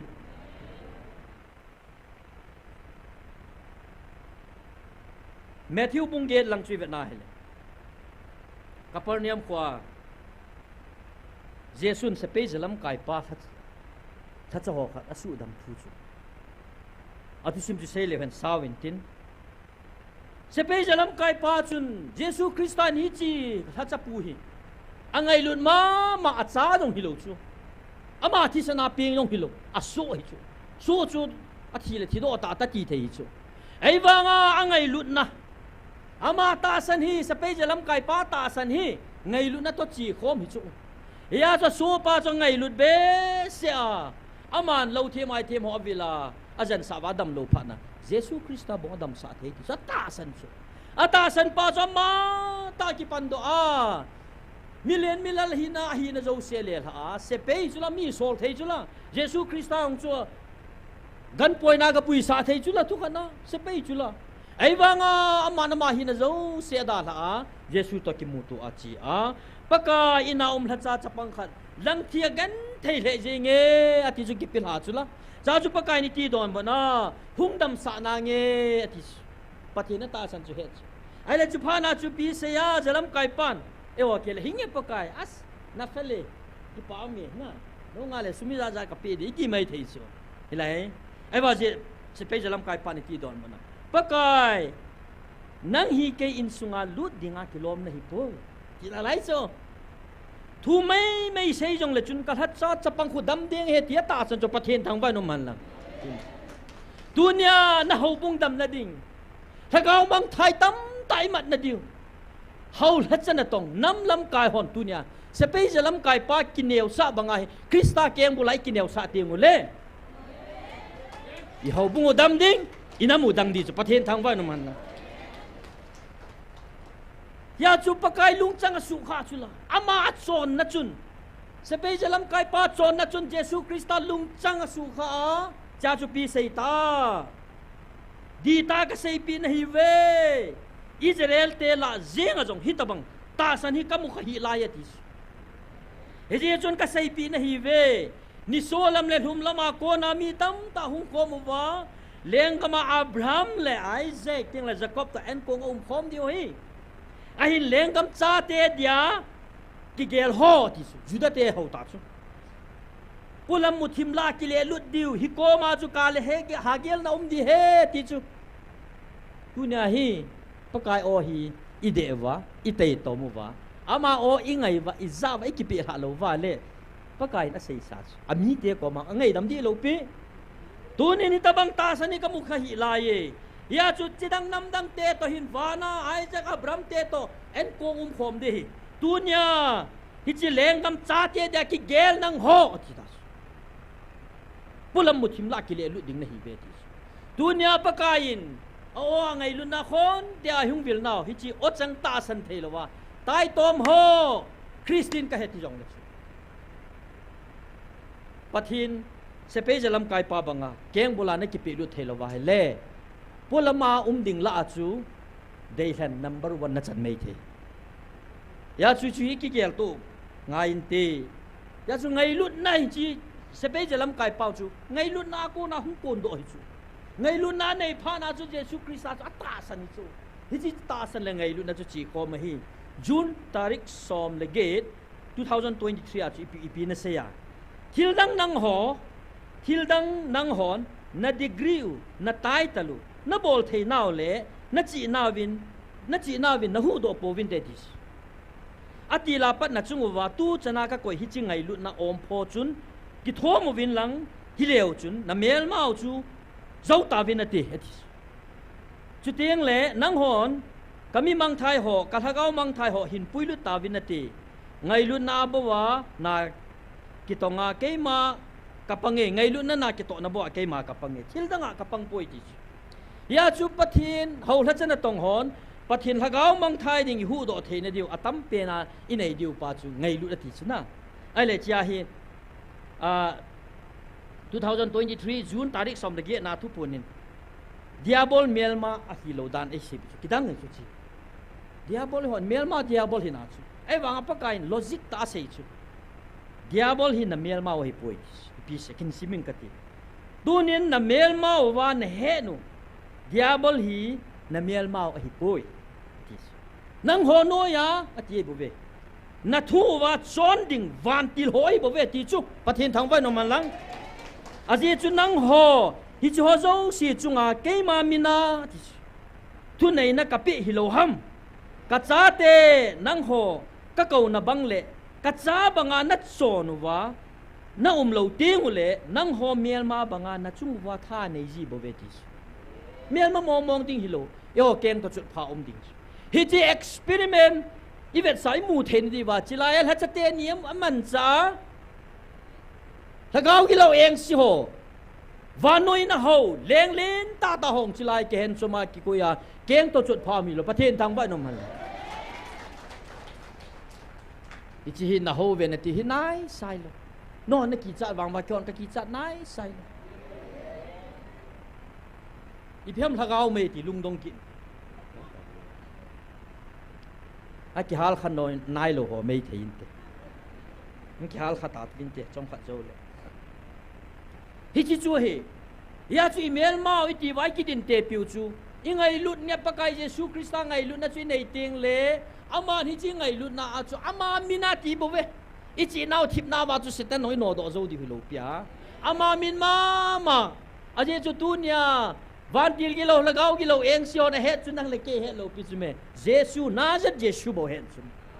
a ki cha do wa ki thinga ki hot hot do chu hi ji chu nangin tilate van til ki lo hot na ki cha chu jesu chu nan ne ya na hin pi a ngai lu na ama a chu na nga te ngai le tha na nei ti chu na tu nia hi Ilaya al hatsa hozo siyong pati na man sa na iti ang mat kisay wal di hiya Ilaya al hatsa hozo si mit so el bay ti hozo siyong hi pati na ay vil pado hi za umay su par khal le pakay in hado tiang labun munahi tagaw may hal di nga hi ikon gam may thiw su pati ni chung wana kidang ta to ye chun hi cho tam ta la tunia nang leken pati ni ta sana ikibul pu jibin pathin ko ma ke pa thu se tin hi nge hi cho sia nang le ke ni mu chi sia god na te mo na sei sit nei chan ho cho zo siong pathinin ana sei sa he thu pun tarik som la thum october 2023 a ke ma min za la mi hon na ho sit tiang u le ke pa u vin ai ti pi chi hung long den na sei sa cho 2023 ana sei ta Azi chu hi lei sit mi ten jong na veo vin atis I ve de hula kawan mi te jong a veo vin akipaw ve ti su ke de nga thu te chu lei sit mi te le van mi te de jong vet khoi dinga ka sim ji hi bo ve pathen thang wa no man la tia chu khasam thei khadai thei hi po ve Joseph cho so pi hon ana pam pe ve ai wanga khununga ama la en sung mi te ki hu do na de nga pathinin na na to hi bo ve dunya nang le ki ho bung sunga mi hon het hem la vin lam ka hon het hem la vin khil bo jong la ni ko kha len het do thau thau ding hi nang le ke ni bowling su I tho wa I taw diu hi chi hi ho pau dunya chilai ki phung pa ma nong ana thoi bo ve ya chu tu ne lungdong po hi tin sang in taw na mango tin pathin ko ma ta hat ki thum zo te ti chu sei nom hen tin tao nó khát namang hồi tê nam sung ngày luôn na chỉ can khom thêm đi vậy đi chu hi chỉ ngày luôn na cô na ta san hung gà đó chu pat din ka phá sai hi chung nam sung ngày luôn na chỉ can khom thêm đi vin ngày luôn năm ba hi là gạo mang thai ding hu đó thêm đi vậy gì chun inamu hi pakai ngày luôn nay can khom đi pakai tha tu mui tên a kho sa pen là gạo mang thai ding tu ni san ge counseling class chi noi lama counseling class chi pe jong he in chỉ dòng kiểu độ kia nó hết tin tiếng lấy năm bún bê bên hi chỉ ngày luôn na bắt cái na ngày luôn na ấy câu nào ôi iza so tê tê na đi vin za lâu đinh in za thấy lâu đinh kia gel ha dòng mule bắt hiện chú thiel ball thấy mi him thiel ball thấy xe lắm pia thiel ball thấy chú xe lắm đăng thấy chú bắt hiện này gì in câu nào ôi za thấy tê na đi vin bắt hiện có mà tao hết tin ama le tu nia nang le ke tho hat na ki thu mu hi tho thiam thấy na ki thu mu hi ichi tho hat chu pathirin tho hat gal zo heti banga gal zo ding le gal ei do pi diu ama ma hi ji chun e hoa tho hat na ki thu moi ten pathin ko ma in lungil ten tau tin tau che na ke man sim ga te tau na mang tau te ai lut na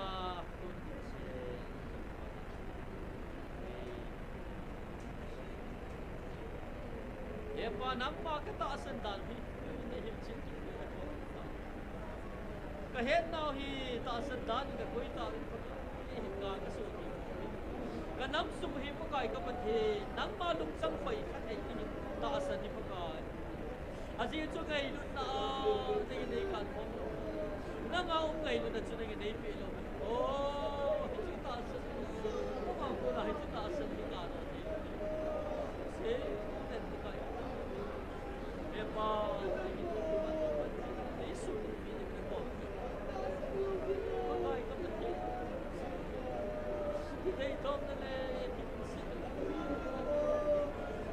cho đâu xí bằng ngài ô cái đó thì xin thì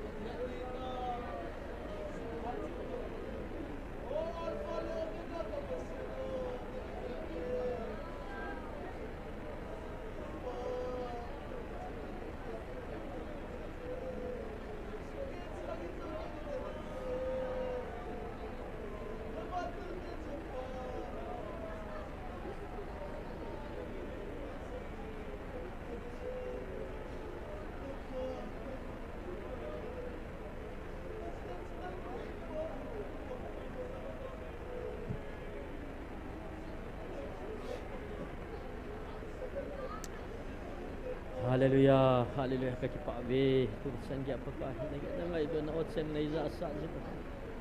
na ngai lu na nei kan khom jin ka kipa tu ni san gya hin pa ka na o hi ka za thim the kisana poma pa ka nang ma thu pi zui dingel ta sa hi kinil buk tam na kanai kanam sung wa pa ka tagaw mit so tam ta om na lai tagaw khuza thei lo tam ta me pakai tagaw na khang nei pi min na nang ma o ka za thei na di bin na ngai lu na nei kan khom di bin na ko ma ka taw noi la ma pakai counseling chi khajik na la chong din pin a zaw ho jong ni lung thim ka no na ho nga lo hling ta ki le ding in nei na lagawa na bon ding in na ko ma khain taw pi ve nam pi a ding ka taw naw nei san pi ve ki ho zo si jong nei tha ha na thu ha na nei pi di bai za na chu ha chung nung ka pakai na za je shumina na ko ma ka taw khom mo hi amen Nasikit na hitin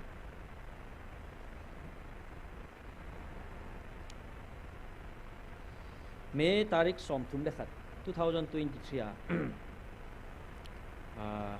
hau thacha ho an hau pin na simpung kati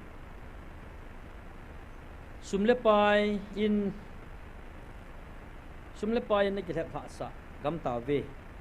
sumle pai ngolin ngol ta ve nagamu aman tha zong napuna thei po ve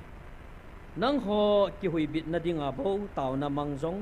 na tam na lai ve ke man ke he ichi hi me tarik som thum le khana ho tha chan na tong ho na ko khom pe chu in chi va hin tu chana kinil na ai ta san thei lo wang ba pakai na ma o cheng ta go lang nek robat aman cha dan ho tha cha ho na hi lei ta tu ni kami man cha pa hi na a za na hiu le amang thai ding na hi ve ti ama ta sa hi na phong da na gelwa le na ma tha di ve ti ra pe a hin ka oza ta san ho ton sot hin kiem lo anei ding hi mi ham pha na hi ve ke man ka o a ka za thei ding mi ka hlen thei hi na wang phat naw hi ti ke man na ma hi na wedding hi leng ke man sang pu nge ahin keiman ama hi lungthim pum pia lagawa keima e hin ki hlen chu ati chu baba hin ama ta sa hin zo sele ha theya pathena pum changkya ki pe ha zo ja ho sei chu keiman ka za ding he bo be ti ama hi athisa ka kai tho hi ati hi chu ho tha cha ho hai ta na hil chu ai wa tua ita san thelo wang ba idem wang ba chi pe ta chun iti thei ni mo tin ana tham han lang na ana hem pathin chu ana kidin te piu le boi lo di chu cha chu khipia ma ume tiu chu a me na ti su ke chu ai wa to hi chu hi thei pon te ti ha sei ki no hi chu ai le ngzo no tham kan sei tan inamu kitun do na ding le inamu khum pia pang ding hi oi nam se pe oi sa mai theu chu ai wa thu pung a se hi nang ho ki sutup masavin katalen ho ka kol sa ho sutup tavinati hobung jong kitup tanti ka hobung a kitup le na nam sungu kitup sa hi ti chu nam kitun do na dinga chu hobung a kitup masat ngai chu na ai le tu hin i hobung tin mun ho hi nung vet leo chun nam ki tun do na ding chu gam la thim na lai chu na ai wangin ka seitan chilai tu pun tha tai ta san thelo wang wa chu kilung to ta idem thei tau chu na hi chi ki dem thei na pau yong hi pathin a hin man cha thei chu kilung to tai dem thei vele kilung to tai ta san thei na pha hum di chu hi chu nga la loi chu a chu pathin ko ma lung lu tai tau jing diu ai là June 4 18 ya ta sei chu 2023 ai tu hin na nam pum pi vin ke ma nei sumil ta ve nei nung sun ta ve nei gel phata po ve nang ho chi nai nei ho ta ve na thiep naw na ki son pi ta ve na hi naw na ki bol thei sa ta ve ka tha cha ho an po ta ngai lu na sangin nang ho le nang ho ngai lu na in na ki ngai lu ta ve ka kiel ngoi ho awa mang ho na ho sa ta po vin na gel kho ta po ve nang ho in chen na ding abo ka hlat cha in na kimin vo vin ke ma dei ipi ham na gel do ta po ve tu nin na nam piu ka ko na ka tu nya hi ka na nam piu ka ko na chang na hi ve ti chu chi hi adi poi ti diu ham hi cho ji a hi zai sei tao chu ngai lu na chu mi ki pho na ki hil na hin ti chi a tho la lu chu za dao chu ai le tu chu nga pa kai nei vil nau yong hi ama thiam gao ka ma ki sei agui lu nau na sei chu June 18 ne mama hi Joel thiam gao ka ma ki sei gui lu na he na ti chu ke ma na tu na chao na gol hlang ho mel chi na ki dang ka thu sei do thei na hung hlung ding a hi tu ni hi nang ho nam mi te chung in a hlung tai ke man ka na sei sa hi ki chu thiam gao ka ma ka na sei sa hi na khang tha hon sei do thei na nei win tin ke man te si ho zong mang amat diu tia ka na sei chu gui lu na he ti chu pathian thang vai no man la Bible say chen say ding say lo chen say lo dia ti wang wa chu pakain keima ba noi ka pi tu hinga ka sei chu gui hun na he ti chu kita ngai chu na esu June 18 2023 pa chu ana tha sim kit leo chu ai le ata san lo ho tha cha ho chunga an sei kit ta chu tu chana ta san thei lo ka ho la cha ho chu achung wa ka thaga ka koi ta lo ding hung go diwa hi anei lo ho chu kila pia ta san ho chunga ke man ka koi be ding hung wa ding ai tai ki chu 2023 ana sei ta chu ale 2025 December 25 nia chu kala do atai ti sila na ho bunga ka laga ta poi ti chu na esu ai le 5 December a chu pi sei ke na pa khangin pain khong viluwin chapa khangin ta sa ta in khong viluwin kalong le ka thisanin ka hong hlat do win lagaw khangin lagawin ka hong viluwin nang ho nam ka o ta in ka hong za sawin ijil lagaw o cheng ka phona lagawa ka hong vilna adem atai tom o ma hi le thuga na sata ton so na hu hing na achan ding ho jong ka su ha pi ding ha atina lai chi hi gel do the to na fo na mo dem the hi ta pu thugi taw me chi dunia pakain o hing vilna nam ki tun do na de hi jong le na nga de nga chul thagaw lam wai na the ale 20 December nia hi thu do nom ni na ne ven ti suna cha so pastor thang nyau thu do chu ne na lai ve ho bung khadin ke ho di in khadin ke ho so cha ding nang ho so cha lo dia so cha lo ding tia ka ki mu tu na ho le ka gel ho hi ipi ti ding hi ta ado chu koya di lo ipen chu hi ding ham so cha na ding thu pa hi ati so ado chu pastor pau hi na gel bui pi tho chu pa cha dum chu ai le cha hi don but na imu chu phem ti le nang ho dinga ke ma ni ma cha ho bung ka sem poi ti e hoi ki tu pi sa le bang ma chu ka ti na nang ho dinga ke ma ni ma cha ki bung khen na ding le ki lang khen na ding ka sem ka poi ke ma nang ho dinga ka sem chu ati na ta sao hi ke dinga ho bung hi bo ve pathen thang vai no man lang ki bung khen na ding le ki lang khen na ding nang ho ka ke ma ho bung tum ka sem poi na ta sao hi ke ma dinga ka ho bung thieng a hi pathen thang vai no man lang chi chu ai ya chu pat chilai ho bung lam kai ho bung phut do dinga sei ke wa nga chu hi lo pi chu ka hen do sa nei ta ve tiu chu la na ki dang hai chu sai di tam taw min ala ga cha na khat o cheng khan sim do ki ning ka ti ala taw lang ino ki de we ta 25 December ra hi 2025 ga cha na kha sim chu phem ta le aji chu tu nia ama ho lungpuna abunga ki khen lungput abunga aki khen lungput uwa na hung ki sim do ki diu chu ke man ka mu ji in tu ni khu a ke ma lung hlai na a na chon hi ke digin a thing se ne zo le non jong ho bung aluya na ki bung khan na ho bung tabang bang ho chu bol do kha vin ta ga nai ni ya chu hung por hi vin diu chu na hung por hi vin ni long kin il pi hi vin ta san lo ho chu na chan na nun na khan vin vet sa zo vin na ti bo chu ai le tu nia hi langa thu pi pan na hung por do lo diu hi ti wa hulanga ho na pot di hi ti le hi langa hung por lo di hi ti pa to pot vin ti ho chu ki tak to diu ta tu na nang le ke sei dium ti lo hi chun tu nin thil tam ta nang le langan ka sei nom phat au me termination letter tu la chu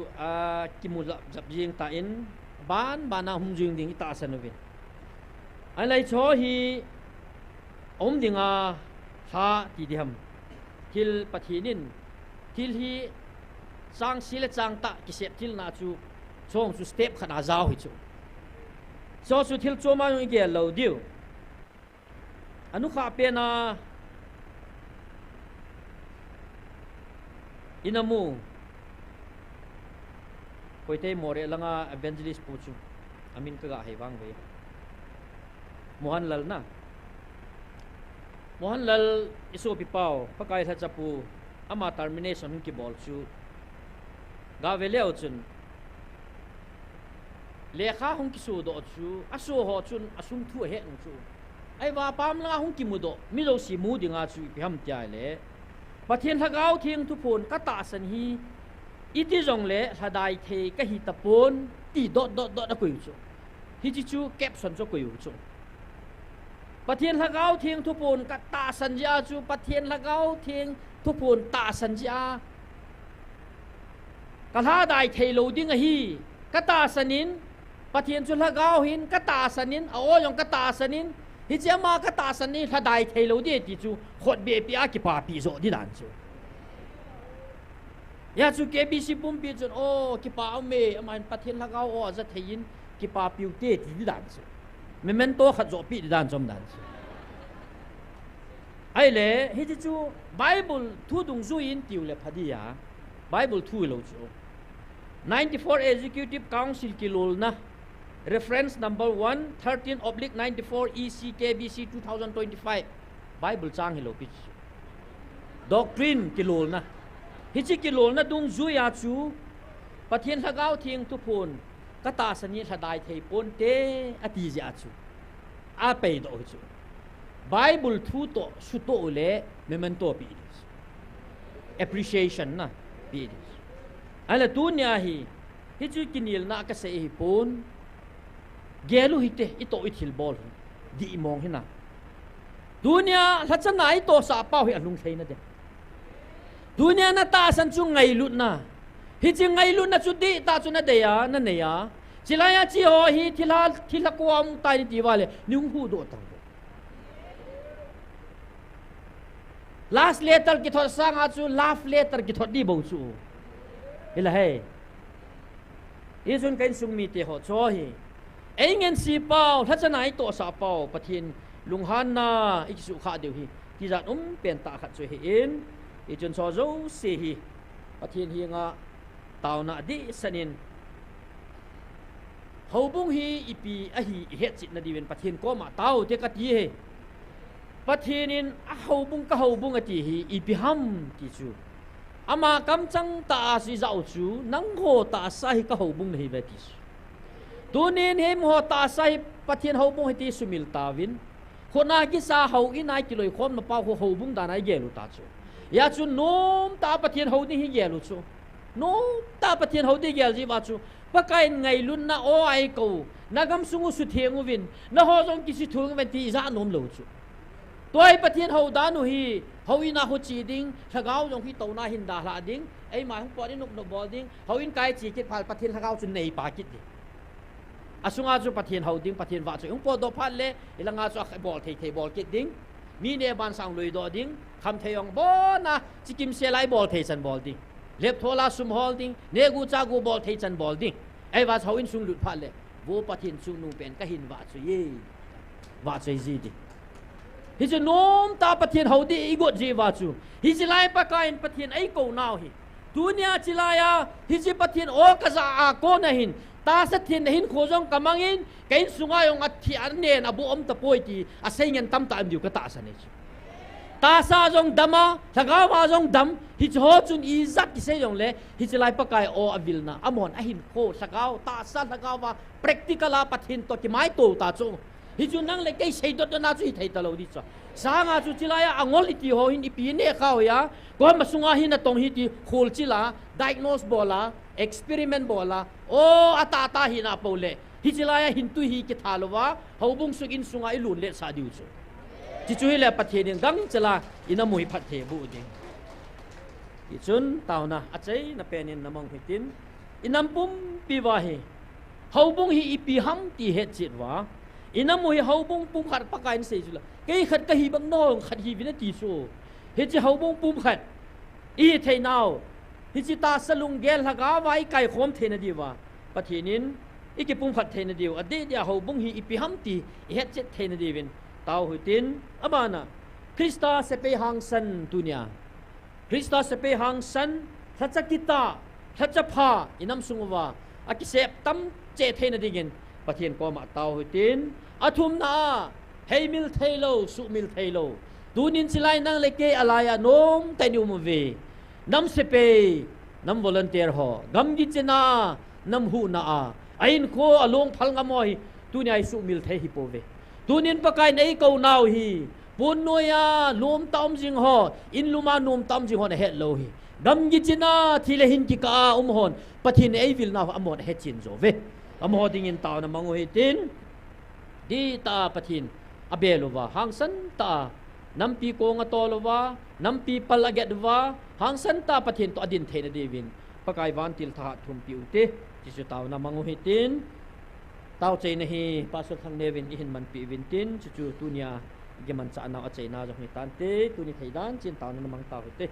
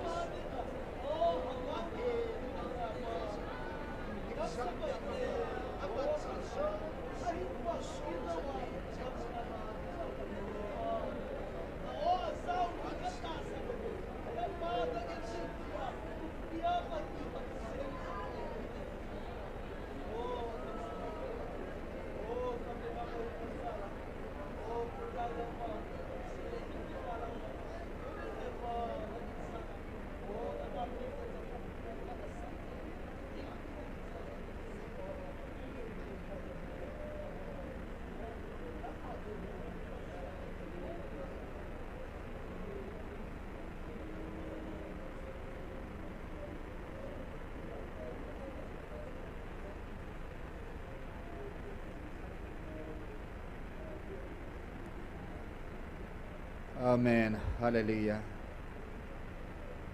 Nalhat sapa lam kai na. Kan nampi diwal hagaw gal kan satnaw tunia zong pathe. Nang man kagalaw ni zo pi saw. Tunia zong mitlipoma kan sat khom nao. Lol hing ta nang ni zo pi ta zim ga kipa na min theng ka thang ba ove. Jing ni ko zong la hagaw me mitlipoma ngai lu na gar sat zom the dingin. Na sipay te ho pakai apad homin hilay mo na naipui khom kita bintia napan pi na nakithu pi na ngai zin dunia na wangbu na lopi ta ngai lu na chung nei chan na wa kan ngai lu be pa ke han so e ngai lu pa nang ma ka ngai lu pe na be pathe nang tabanga e ngai lu ompu kalhat sa ho lam ka e ngai lu po hầu son ra ngay lu po vin in sain hang ra ngay lu po a hin tunia I tabang thum zong le ngay lu singo ngay lu na dim pathin nang kanai zim ga ke pa ove nang ne ngay ta namun thinga ki mu to ding kal na nga la le ki hon sa ka nga lal ta be pa ka na o ka zavin nang ma mel mu ding kal bu ka nga la lo ve nong se nin pathin tunia hagawa nei vilau hin ta sang ni khat ting la nang ma mu the hong ding na hi hitabang ni ko alhun ka sin hilai muna taw na meeting te ho ka hivin online ata san ho zo si le vanu ya na kel ngoi cheng si ho zo si chunga pa pathin mi ngai lu na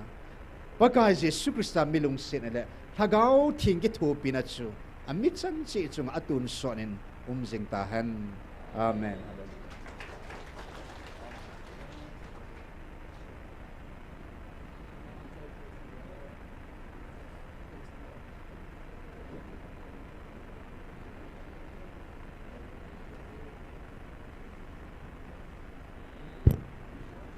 Nula pate ho zan hi mit be khara ki hol moin aki hi sain chilanga hen mit be mu yum wala lungsi ten chilanga he in he sa de ve ni ki te mu ve zan hi nu te ho khanen mit be ki dal ha in hi chi mit be chu koi tabang amukha aya kha em wale lungsi ta chilanga he sa de ve ni ki he sa ve